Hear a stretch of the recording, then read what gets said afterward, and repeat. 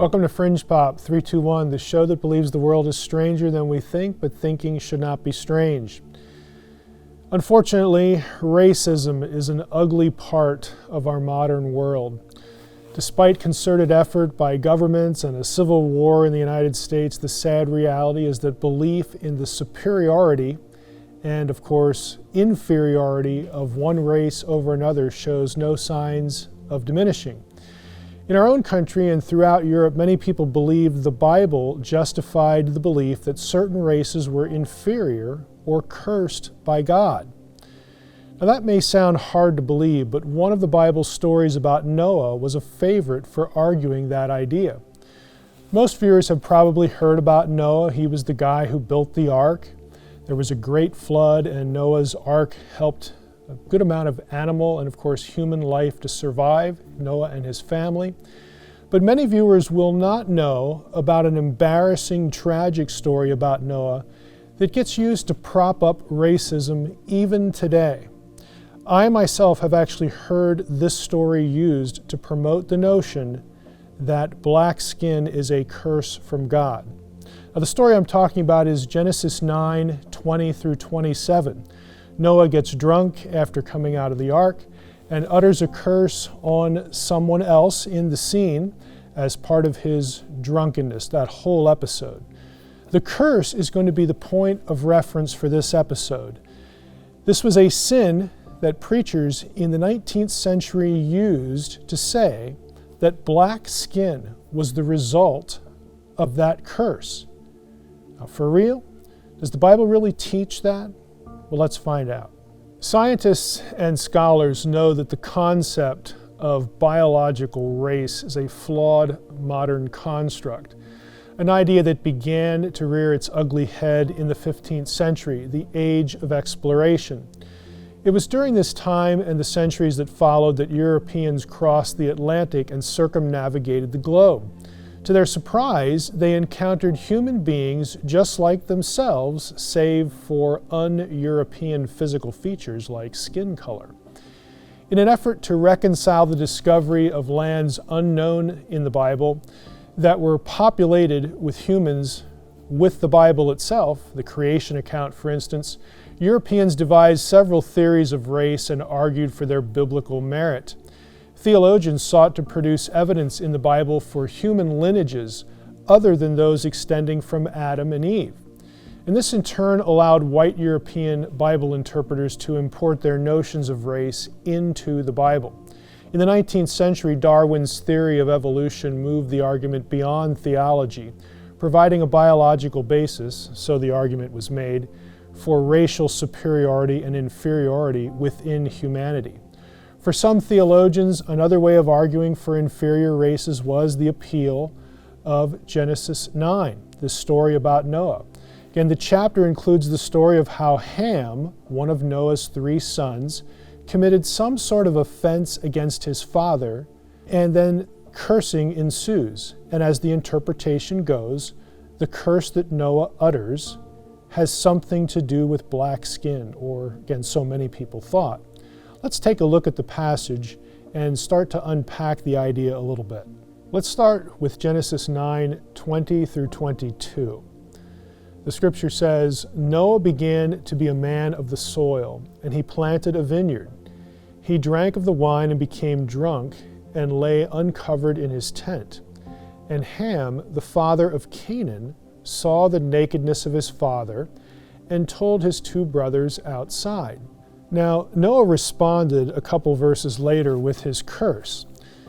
The nature of Ham's offense is obscure, to say the least, but many European interpreters merged the curse pronounced by Noah in this passage with the fact that Ham was the biblical progenitor of Cush, Egypt, and Put, according to Genesis 10:6. Now, Cush is regarded by biblical scholars as Ethiopia, while Put is apparently either Libya or Somalia. Together with Egypt, these 3 nations descended from Ham. They are the Hamitic peoples, and they are densely populated with native people with dark or black skin. And this led many Europeans to believe that their dark skin, their otherness, was the result of the curse extending from the incident in Genesis 9. Noah's curse, so the idea goes, resulted in God turning the skin of Ham and his descendants black. It's actually not hard to see that this idea, this approach to Genesis 9 is deeply flawed and, to put it bluntly, utterly contrived. In fact, its flaw is so transparent that it's difficult to believe Europeans and later Americans in the South, and people still today, could read the Bible so badly. Let's read the next few verses in Genesis 9. When Noah awoke from his wine and knew what his youngest son had done to him, he said, "Cursed be Canaan, a servant of servants shall he be to his brothers." Now the flaw in the racist argument is straightforward. Ham is never cursed in the passage. It is Canaan, Ham's son, that is cursed. Neither Ham nor his black sons or his black descendants from Cush and Egypt and Put in Genesis 10:6. None of those people or peoples are cursed by God in Genesis 9. It is Canaan that's cursed, not Ham or his descendants. Consequently, the passage provides no evidence that the people of Ethiopia, Egypt, and Libya or Somalia suffered from what happened in Genesis 9 in any way. We need to talk about what Genesis 9:20 through 27 actually does mean. The key to understanding the passage is the Hebrew idiom that occurs in the passage. To understand the argument, we must first understand what an idiom is, though. That's really not common knowledge. An idiom can be succinctly defined as an expression whose meaning does not relate to the literal meaning of the words used in the expression. For example, if I use the idiom, "Let's paint the town red," there's no way you can understand what I actually mean by "let's paint the town red" if you take words like paint and red literally. What I mean is, let's have a good time. It has nothing to do with painting, the act of painting, or the color red. Same thing if I use the expression, "Abortion is a hot potato."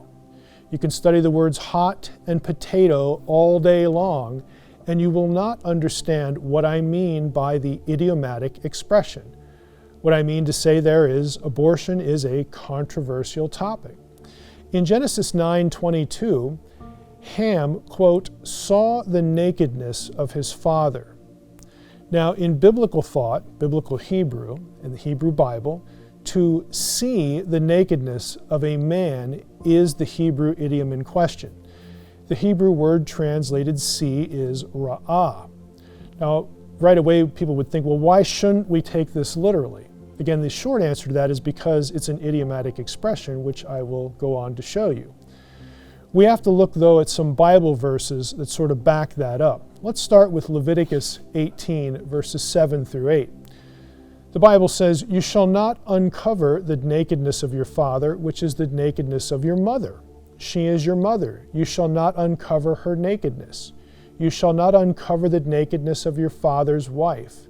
It is your father's nakedness." That's Leviticus 18, 7 through 8. Now the wording there cannot and should not be read literally. If it was, to uncover the nakedness of your father would have to mean that you saw your father naked. But that isn't what the expression means according to the verse.